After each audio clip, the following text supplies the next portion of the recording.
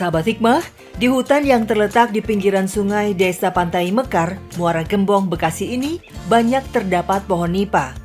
Siapa sangka, tanaman sejenis pohon palem yang banyak tumbuh di sekitar hutan bakau ini menjadi harta karun tersendiri bagi Pak Nosin. Di bulan suci Ramadan, meskipun tengah berpuasa, tapi Bapak masih bersemangat ke hutan dan bekerja seperti biasa. Pak Nosin yang usianya sudah mencapai 73 tahun mencari daun nipah untuk dijadikan kerajinan atap. Bapak hanya mencari daun nipah bila ada pesanan saja. Kalau yang tua mah kuat, lama kuat 3 tahun, 4 tahun kuat. Apalagi kalau kita begitu nyampe dari hutan ya, direndam di empang selama 1 bulan baru kita angkat. Itu kuat 10 tahun. Medan di hutan pohon nipah ini cukup sulit. Bapak kesini harus memakai perahu dan melewati genangan lumpur tebal. Walaupun kaki harus kotor dan susah bergerak, tapi dengan penuh ketelatenan satu persatu daun nipah dipotong dari dahannya dan dikumpulkan. Sahabat Hikmah, alam memang menjadi sumber penghidupan yang dahsyat. Di hutan ini selain bisa mendapatkan daun nipah gratis, Bapak juga bisa memetik buahnya. Buah pohon nipah bisa dimakan langsung ataupun diolah untuk dijadikan makanan. Selain dari nipah juga saya ambil buahnya masih bisa digunakan gitu. Dia yang dipakai bakal ini untuk yang sedang gitu kan, buah nipah itu nggak seperti kayak buah-buahan model mangga atau yang lain gitu. Jadi tuanya kelihatan. Kalau buah nipah itu kagak, kalau kita bacok, ntar kelihatan satu baru tua ini, udah nggak jadi pindah lagi. Terus kita tebang lagi satu butir. Nah, ini sedang baru ditebang di bawah, dibawa balik. Sampai di rumah baru kita belah, gitu, belah dua. Kalau yang tua itu keras, nggak kuat digigit. Yang muda mah enak kayak kolang-kaling, rasanya gitu sama lah sama kolang-kaling. Setelah hasil memetik daun dan buah nipah dirasa cukup, Bapak lantas bergegas membawa pulang ke rumah. Ya paling banyak, kalau badannya lagi pada sehat, ya paling 15 biji. Itu kalau sehat. Kalau kagak paling dapat 8. Udah maksa, itu juga maksakan diri. Daun nipah yang diperoleh Bapak lantas segera diolah menjadi atap. Proses pembuatan atap daun nipah cukup mudah, tapi membutuhkan ketelatenan. Satu daun nipah dianyam menggunakan tali. Untuk proses menganyam daun nipah, Bapak dibantu oleh istrinya, Ibu Wasana.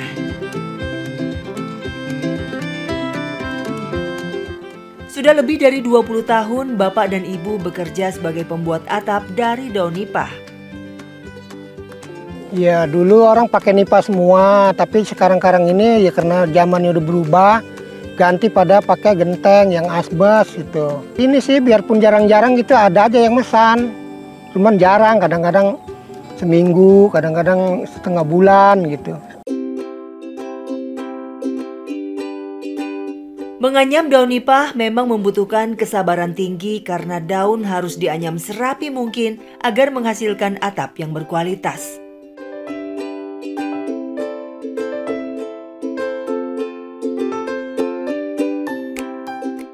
Sahabat Hikmah, satu lembar atap daun nipah dijual seharga Rp3.000. Dalam satu hari, Ibu bisa menghasilkan 20-30 atap. Masya Allah. Sayangnya, atap daun nipah dibuat hanya bila ada pesanan orang saja. Bila tak ada pesanan, maka Bapak Ibu tak bisa membuat atap daun nipah. Atap daun nipah hanya akan dibayar bila semua pesanan sudah jadi. Padahal, belum tentu dalam 1 atau 2 hari Bapak bisa menyelesaikan pesanan.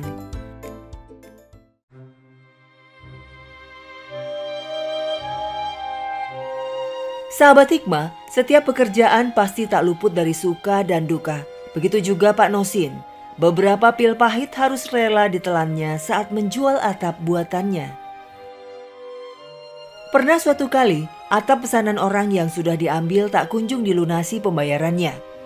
Saat datang ke rumah pembeli untuk menagih, Bapak justru mendapatkan jawaban yang tidak mengenakan. Pembeli tak mau melunasi sisa hutangnya dengan alasan tidak mempunyai uang. Terpaksa Bapak pulang dengan tangan hampa.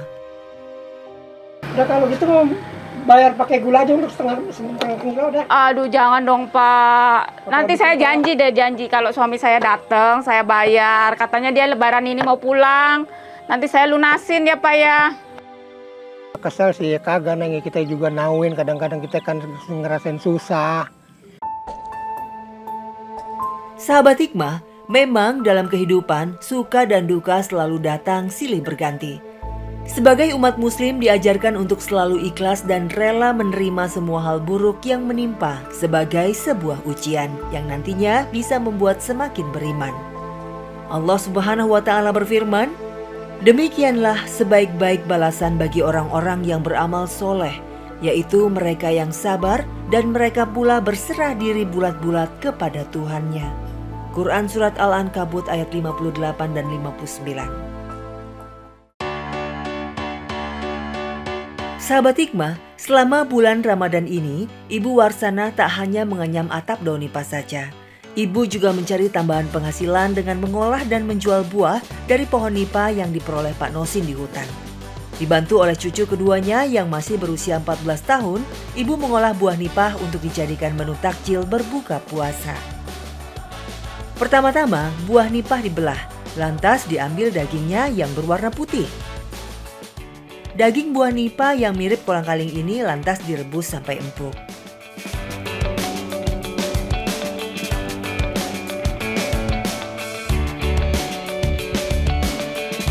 Setelah empuk, rebusan daging buah nipah diberi gula dan pewarna agar tampilannya lebih cantik dan menarik.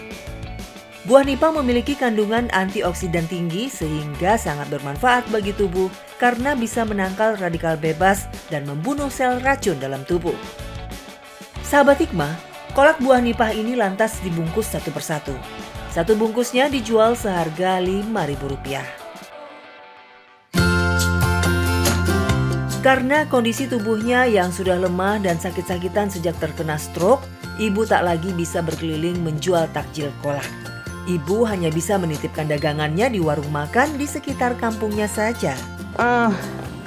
Buat puasa ya? Iya. Berapa nih? Goceng. Mau naruh di sini? Iya. Udah nitip aja sini. Ibu sana itu biasa suka nitip buah nipah, buah kelapa, buah atap kalau puasa. Ya saya kasihan sama siapa namanya? Wasana. Soalnya kan suaminya nyari sendiri, itu ngetokin sendiri, jadi saya ngebantu dia. Rohmah, berbagi-bagi ginian lu pada mau gak nih? Buat buka puasa. Di bulan penuh berkah ini, asa Ibu tergerak. Dia ingin menebar kebaikan kepada orang di sekitarnya. Ibu tak mampu berbagi makanan mahal, tapi hanya sanggup berbagi beberapa kolak hasil olahannya. Wah itu kalau bulan Ramadan, iya emang sering bagi-bagi. Iya lumayan enak, rasanya seger. Dan ini buatan dia sendiri. Masya Allah, walaupun hanya kolak buah nipah yang dibagikan, tapi ternyata mampu memberi kebahagiaan bagi orang lain.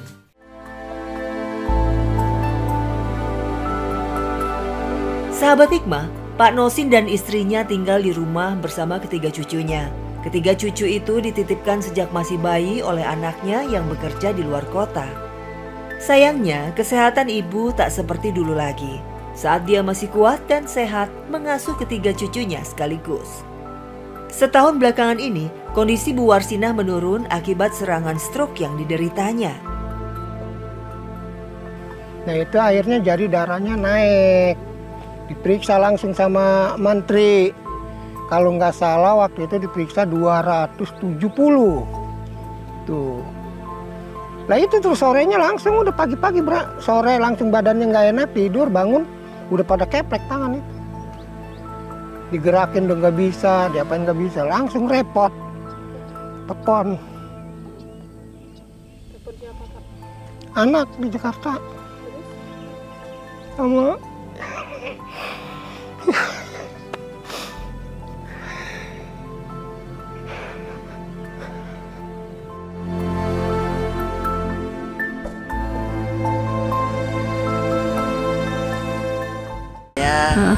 stroke, asal darah tinggi. kaki, nggak bisa jalan, diangkat berat. Tapi rasanya kayak kesemutan.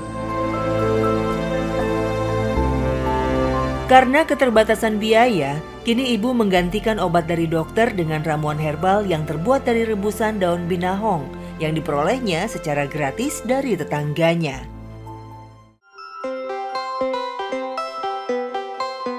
Proses pembuatan ramuan herbal ini sangat mudah. Ibu merebus air dan daun binahong selama 5 menit saja. Rebusan daun inilah yang akan diminumnya. Ibu percaya rebusan air daun binahong memiliki khasiat yang sama dengan khasiat obat-obatan kimia yang harus dia beli.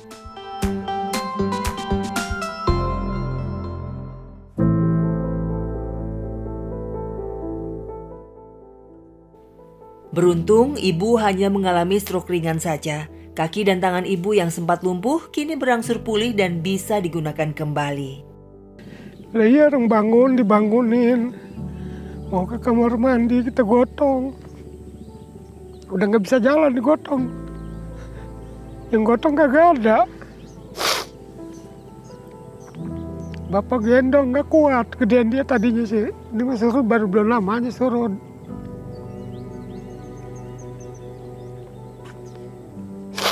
Perasaan Bapak waktu itu Dia panik, takut dia itu jadi satu. Takut kenapa-napa, anak belum pada nyampe.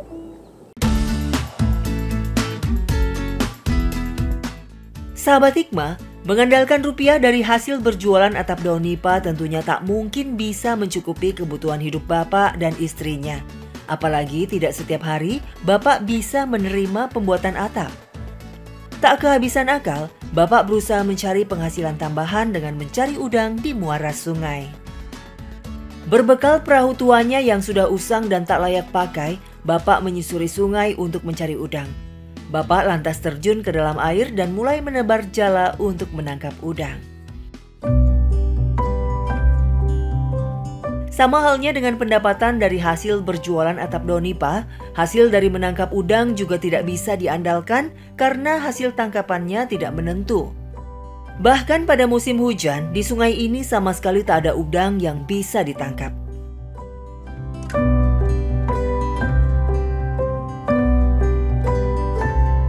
Bila musim kemarau tiba, udang hasil tangkapan Bapak lumayan banyak jumlahnya. Udang-udang ini bisa dijual ke pengepul seharga Rp30.000 per kilogram. Ngejala kadang-kadang kan kalau lagi airnya bagus masih dapat 2 kilo, 1,5 kilo, ya pendikitnya 1 kilo lah, dapat aja itu. Sahabat Hikmah, walaupun hasil rupiah dari membuat atap daun nipah dan menjala udang memiliki hasil yang tidak menentu, tapi Bapak tak pernah berputus asa. Panas dan teriknya sinar matahari di daerah pesisir laut tak menyurutkan niatnya untuk berpuasa. Ditemani oleh cucunya Wawan yang usianya sudah mencapai 16 tahun, Bapak terjun ke muara sungai tepat di perbatasan Laut Jawa. Mereka berdua terjun ke dalam air yang ketinggiannya mencapai dada orang dewasa untuk mencari rongsokan berupa plastik dan botol bekas. Ya cucu saya memang mau ikut, tapi dia memang keadaannya khawatir, takut-takut saya kenapa-napa. Memang saya kan kadang-kadang penggayung nggak bisa dayung, digantiin sama dia.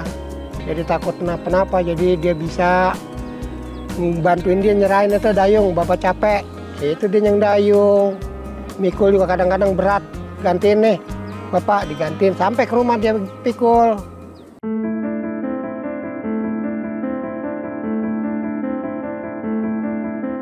Terdapat banyak sekali sampah yang hanyut di sungai. Selain menuju ke laut, kadang sampah-sampah ini juga banyak nyangkut di sela-sela akar pohon bakau di sekitar muara.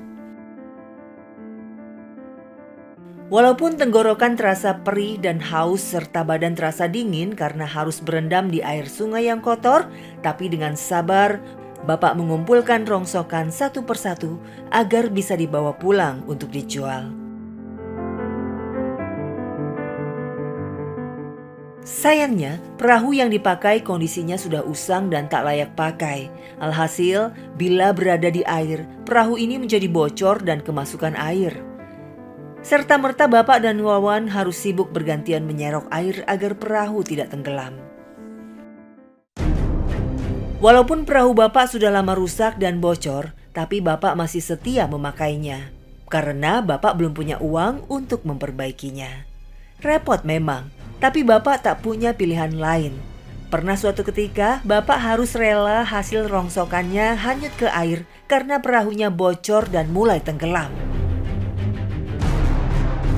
Udah berantakan tuh, akhirnya rongsokan pada kanyut, air kenceng, kanyut ke laut lagi. Begitu kita ngerapiin perahu, nimbain gitu ya. Kita nggak ngurusin perahu, ditimbain. Sambil ditekep tuh yang bocor pakai tangan di bawahnya. Udah rapi, terus ditambal pakai sendal-sendal, itu kan banyak di laut, sendal-sendal jepit. Tambal pakai sendal jepit gitu supaya rapet. Diparanin udah pada nggak ada, cuma 1-2, dapat kali harga sekilo mah. 1 hari itu boleh nyari 1 hari berdua. Setelah perahu terselamatkan, Bapak masih harus mengejar dan mengumpulkan kembali hasil rongsokannya yang sudah hanyut ke air sungai. Masya Allah. Terbayang capek dan lelah pasti makin terasa. Karena selain Bapak harus kerja 2 kali, kondisinya yang sedang berpuasa tentunya membuat energi Bapak semakin berkurang. Sahabat Hikmah, walaupun lelah, sebagai umat muslim kita harus tetap berpuasa di bulan Ramadan. Karena keistimewaan di bulan penuh ampunan ini, semua pahala dilipat gandakan. Dari Abu Hurairah radhiyallahu anhu, bahwasanya Rasulullah SAW bersabda, "Barang siapa berpuasa Ramadan atas dasar iman dan mengharap pahala dari Allah, maka dosanya yang telah lalu akan diampuni." Hadis riwayat Bukhari nomor 38 dan Muslim nomor 860. Ironisnya, kolak ini pula lah yang menjadi menu takjil berbuka puasa Bapak dan Ibu saat kondisi kantong sedang tidak bersahabat. Tak disangka, pahitnya rasa kehidupan ternyata mampu menjadi sedikit lebih manis oleh rasa kolak ini. Saya ingat anak saya yang bontot. Kenapa? Supaya dia bisa pulang ntar. Ibu kangen sama dia, sama anak ibu.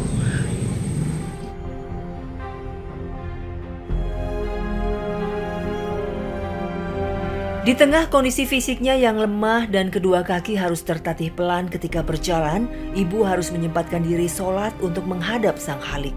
Walaupun ibu harus sholat dengan posisi duduk karena tak mampu berdiri lama, tapi doa-doa yang dipanjatkan ibu selalu hadir setiap hari dan tak pernah putus. Di bulan suci penuh berkah ini, ibu terus berharap dan meminta pertolongan kepada Allah Subhanahu wa Ta'ala agar anak-anaknya selalu diberi kesehatan dan keberkahan. Begitu pula dengan Pak Nosin, tak putus doa dan harapan selalu dipanjatkan. Saya berharap di bulan puasa ini supaya istri saya sembuh. Saya juga berdoa biar melaksanakan ibadah puasa.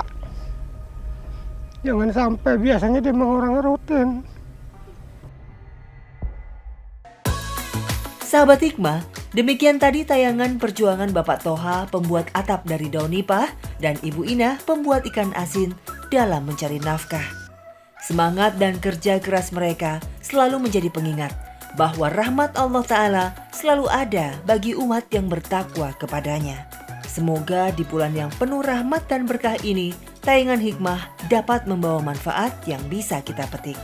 Menggali hikmah, menuai berkah. Wassalamualaikum warahmatullahi wabarakatuh.